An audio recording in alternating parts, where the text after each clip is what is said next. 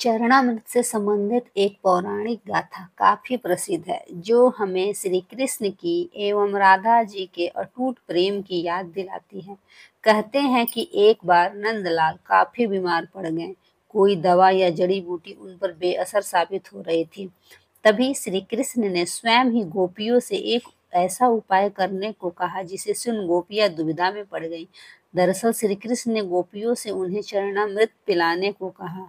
उनका मानना था कि उनके परम भक्त या फिर जो उनसे अति प्रेम करता है तथा उनकी चिंता करता है, यदि उनके पांव को धोने के लिए इस्तेमाल हुए जल को वे ग्रहण कर लें तो वे निश्चित ही ठीक हो जाएंगे।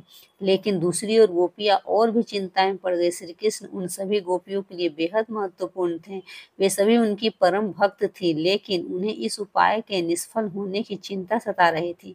उनके मन में बार बार यह आ रहा था कि यदि उनमें से किसी एक गोपी ने अपने पांव के इस्तेमाल से चरणामृत बना लिया और कृष्ण जी को पीने के लिए दिया, तो वह परम भक्त का कार्य तो कर देंगी, परंतु किन्हीं कारणों से कान्हा ठीक ना हुए तो उसे नर्क भोगना पड़ेगा। अब सभी गोपियां व्याकुल होकर श्री कृष्ण की ओर ताक रही थी और किसी अन्य उपाय के बारे में सोच ही रही थी कि वहां कृष्ण की प्रिय राधा आ गई।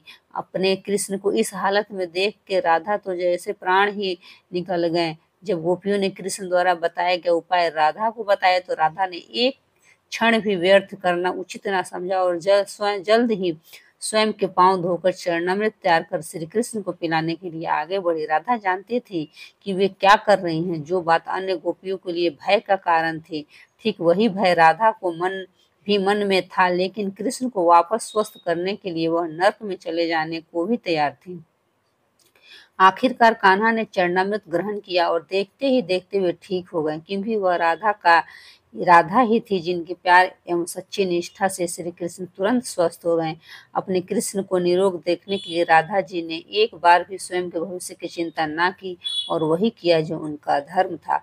जय श्री कृष्ण। राधे राधे। धन्यवाद।